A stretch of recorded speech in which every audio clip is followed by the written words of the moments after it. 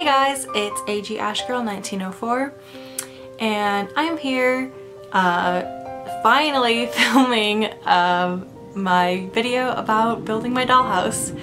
So I was inspired to build a dollhouse because when I was a kid, I was probably maybe 12 or 13. I'd only had my dolls for a few years.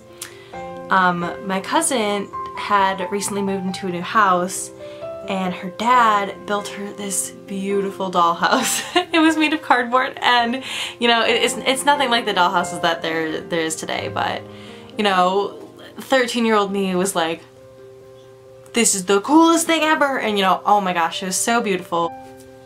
She had like all these different rooms for her dolls. She had like a kitchen and I think she might have had a bathroom and like outside, and I saw this dollhouse and was like, Dad, can you make me a dollhouse? And he was like, no.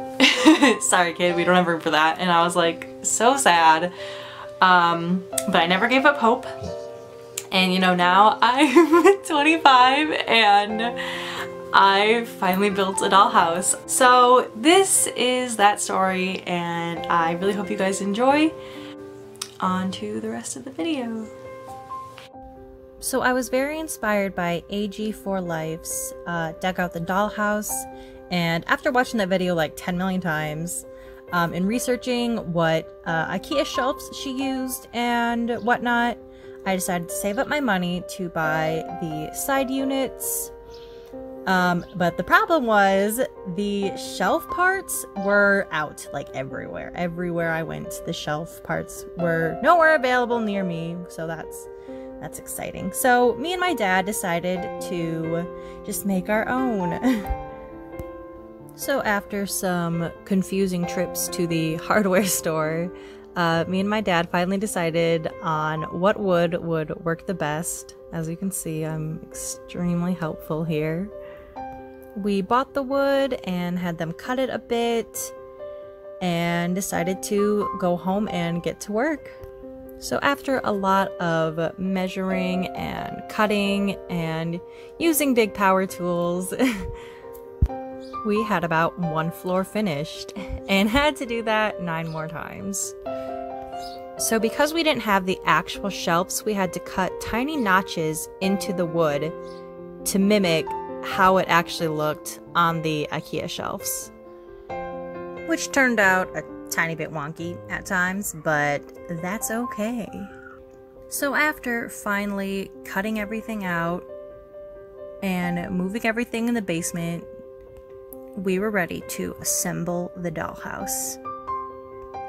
We cut out tiny little pegs to put underneath the floor so it would have more support besides just the wooden beams. This part did take a lot of time because we had to measure a lot of things and make sure it looked even. So again, I had 9 rooms that were about anywhere from like 21 to like 23 inches tall and around 20 some inches deep. Then came time for the back wall. So we added this long beam at the bottom and the top to fully support the shelf because it was very, very wobbly. When we finally finished screwing on the top and the bottom beams, the house ended up standing at, actually I don't remember how tall it was, but I'm 5'4", 5'5"-ish, so it's taller than that. Then we took another trip to the hardware store and got the back piece of wood that would be the wall, and it was too big to fit in our car, and luckily my uncle just happened to be there, and so we borrowed his truck and he helped us drive it home. So since the back wall wasn't tall enough to cover the entire wall of the dollhouse, we kind of had to like jigsaw puzzle it so it would fit right. We stapled the back pieces in and prayed that it would stay. Our stapler was actually broken and wasn't working properly, so we had to constantly keep hitting it against the hammer to like reset it back into place. The side walls are actually made of foam pieces, so those were fairly easy to staple through. But again, still kind of hard for me. I know, it's crazy, my dad actually trusted me with all these power tools. Then after designating what room would belong to which doll, then came the fun part, which was beginning to paint. I started off with Samantha and Nellie's room.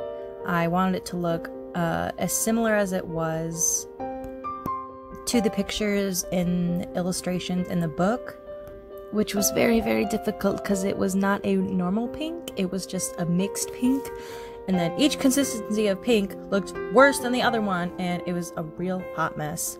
But I eventually got through it. Like, should I have bought an actual pink? Yes. Was I trying to be cheap and save money? Yes.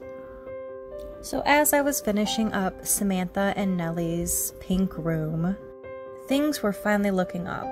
All I had to do was continue to paint all the other rooms, right? So here I am in the present. So yeah, I got really, really tired of YouTube. Okay, well, not even that. I got really discouraged about YouTube, and I was like, no, making videos is too hard. My mental health kind of like, and I was like, it's just too much work. And maybe in a little bit, I was just really focused on getting the dollhouse finished and taking more pictures, growing my account, you know, just focusing on my passion, which was doll photography. And, you know, I'm working, you know, I have a job, and, you know, I was just trying to balance everything. And so now I think I'm at a spot where I'm like, okay, this whole YouTube thing might seem a little bit more manageable. I really want to thank Meg Bugs Dolls, because she is like my best friend on AGIG, and she started a YouTube channel, and it was just so cute and wholesome, and I love it. And I was like, man, you know, like, if Meg can do it, then so can I. And she's really been encouraging me to, like, just do it. And a lot of other people too, like the Pastel Dolls, Liv, they were really encouraging when it came to starting YouTube. And, you know, I put the poll out, and like the majority of you guys said, yes, I would watch your YouTube channel if you made one. So here I am. So to catch you guys up on everything that's been going on with the dollhouse, I'm just gonna go through and show you everything that I did. So yeah, let's get into it again. Part two. So the first room in the dollhouse is Kit Kittredge's attic. So because of the split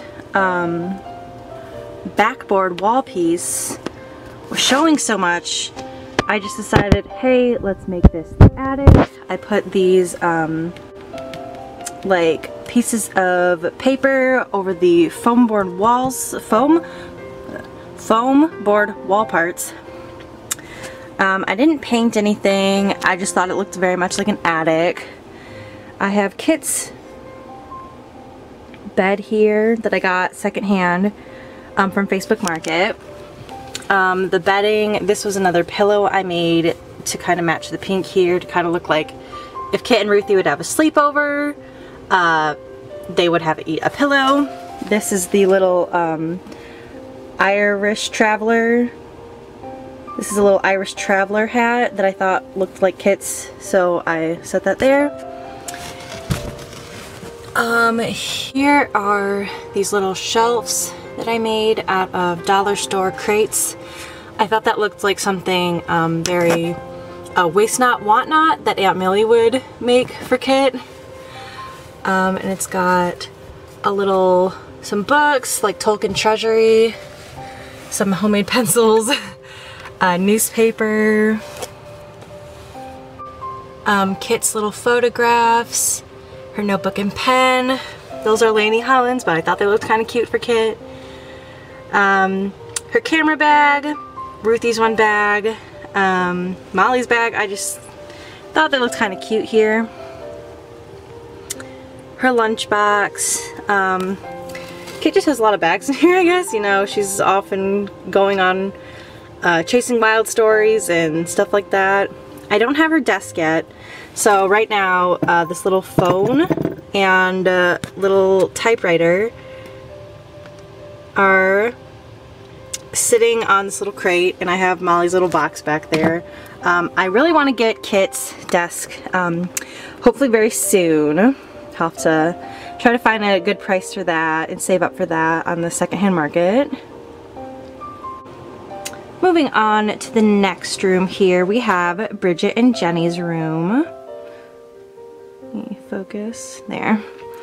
I decided to make Bridget and Jenny's room like a light, like sea green color. I thought it looked very Victorian, Edwardian.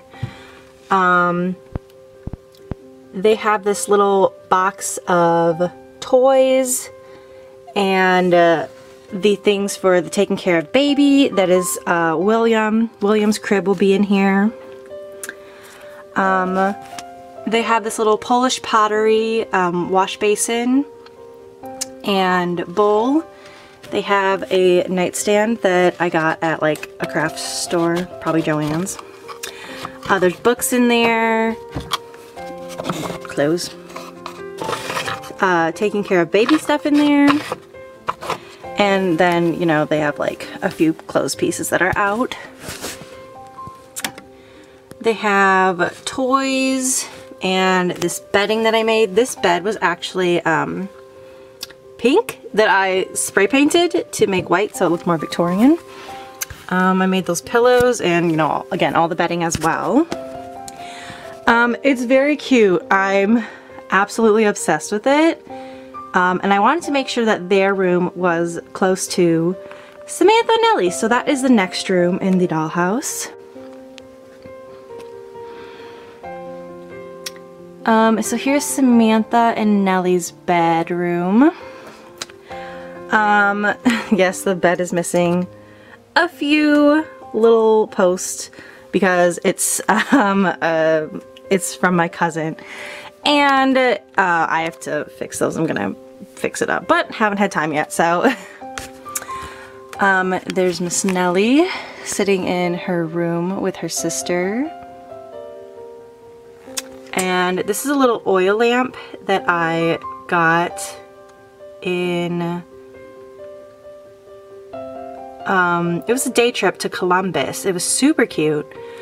The wall bordering on the top was washi tape, but it looked a lot like Samantha's in her illustrations. So I put that there. We have Samantha's wash bowl and basin and this little carousel and the phonograph. Yes, that's Rebecca Rubin's, but close enough time period. Underneath this little shelf that I made, we have Samantha's books, Stereopticon, some flowers, fans, parasol, Jip, obviously. Wait, okay. I got this secondhand, which was her little suitcase that was from like the 90s that I'm really glad to have in my collection because it's really cute. Their dolls are here, so Samantha and Nellie can play with their dolls. I have both their purses.